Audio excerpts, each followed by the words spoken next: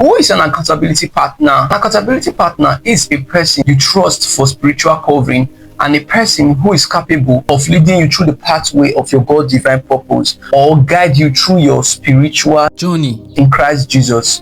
Yes, so we'll be talking about some of the qualities of which a good accountability partner must possess. 1. A good accountability partner must possess empathy. A good accountability partner must be able to empathize and understand your feelings and be able to know where you're coming from, because they should be able to be compassionate to empathize with others. Secondly, a good accountability partner must not judge you. Yes. Today, we see so many personalities in the world. Before choosing a particular person as a spiritual covering or an accountability partner, first to know their personality, to know how they see life, their view on life, how they handle conflict, how they handle issues. You don't just see a person you look up to as a spiritual leader. You just don't look up to them just based on the fact that they appear charismatic, holy, prayerful. No. Even at that, you still try to know about their personality to see how they handle conflict. How they behave, even outside the confines of the church.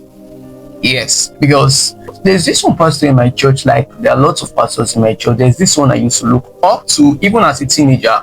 Yes, I used to look up to him then, based on the way he carried himself and the way he always ushered the youth, the way he, you understand, the way he normally welcomed them, even as a new member you get. So there was one day I was just coming, based on the fact that when I came, I was among the pastors that welcome also. I noticed something, because I've been going to the church for like, I think close to 8 months now. So I was only a new member, although I didn't wait for first time and when they were being called out, because I think the crowd there was too much and I had to go home very early that day. I had an appointment, so I couldn't wait. So they called for, I think, an altar call, so I had to come out to the crowd, and the pastor, so that is the main residence pastor, asked us to go with them. So when I got there, I was trying to let him know that I'm not a new member. He said that even if I should still stay. Although I kind of sensed some power play, there's sort of control there, but I had to wave it off, you get. So yesterday, which was Wednesday, during the weekly prayer, so I saw him as I was coming from the gate entrance. As I was coming in from the gate entrance, I saw him, so I greeted him. Do you know what happened? Yes, he bluntly ignored me. He acted like I wasn't good enough. I was beneath him. But that's a projection. Narcissistic personalities, if you are an empath, they always know those that surpass them, even in the spiritual realm. You get, because as an empath, we vibrate on a higher frequency, of which they vibrate on a lower frequency. So literally, I was able to know his personality, that he was trying to project his inferiority complex,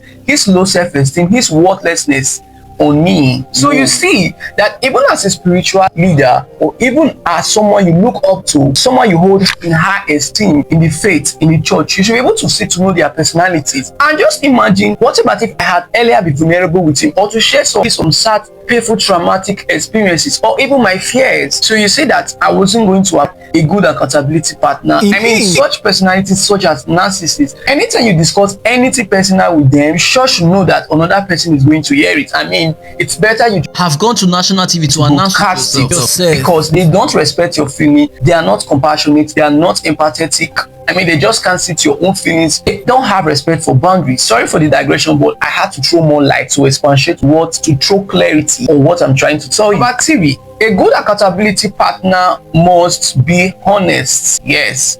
A good accountability partner must be transparent with you. They should be able to guide you. They should not hide anything from you. Anything they know that you're going to do to enable you to be strong in the faith, they will not hide it from you, and must not be competitive, because such spiritual figure I mentioned before earlier will even be jealous of their mentee, a person they are trying to mentor, a person they are mentoring. They might even envying them based on the fact that they feel that they are beginning to surpass them in Christian race. Yes, because naturally they don't like seeing people surpassing them in any way, shape, or form. Even at that point in time where they try to dim your light, they already see your greater light. They already know who you are. They see things beyond the surface level. They see things beyond the physical realm. Yes. So that's why when you are looking for a godly accountability partner, you should not always base on looks or what you just walk into, but who they are outside the premises of the church. Some of them might even be sleeping with church girls. Do you understand? So that's why when you are looking for a good godly accountability partner, first and foremost, you must pray. Pray, seek the face of God. If you not to the name of that person you're trying to confide in or make your spiritual leader, because most of them will not reject at first meeting. Fine, they will not reject, but as time progresses, you begin to see the cracks beneath the surface, beneath the mask, beneath the facade. That's it. Because I've heard situation whereby a Christian brother who was trying to break through from masturbation discussed it with his spiritual leader as an accountability partner, which he looked up to, and guess what? She actually spread it among the brethren. And that is wrong. When somebody is vulnerable with you to share something as confidential like that with you, it's for just between you, both of you. That's why the person came to you firstly, to confide in you as his or her spiritual mentor or spiritual leader, whatever you call it. If I know that me sharing privy and sensitive confidential information with you is not safe, then there's no need even being close to you at all. It's not just about what you look at on the surface, what you look at outward. That is what you are displaying. That is your facade.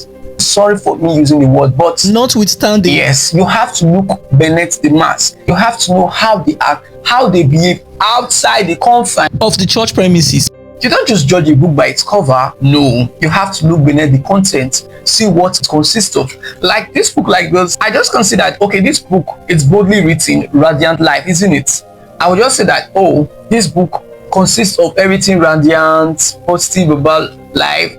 In that way, I've not read it, so I have to go beneath the contents of it and see through. If I've been able to read at least like 3 chapters, 4, I should have a glimpse of what the whole book is talking about in this book. And that's it. Psalm 91 verse 4. We cover you with his feathers, and under his wings you will find refuge. His faithfulness will be your shield and ramparts. And another verse, 1 Corinthians 11 verse 3. But I want you to understand that the head of every man, Christ. The head of a wife is her husband, and the head of Christ is God. Show divine order and covering. So what this verse is trying to say is that you should submit to a spiritual leader. You should be accountable to them, because these are the people that are going to guide you through your pathway of Christian race and growth. In summary, an accountability partner should help you grow in faith, for example, to help you walk towards your God-given divine purpose in life, such as your gifts, what you're here to do, the talent in which God has bestowed on you.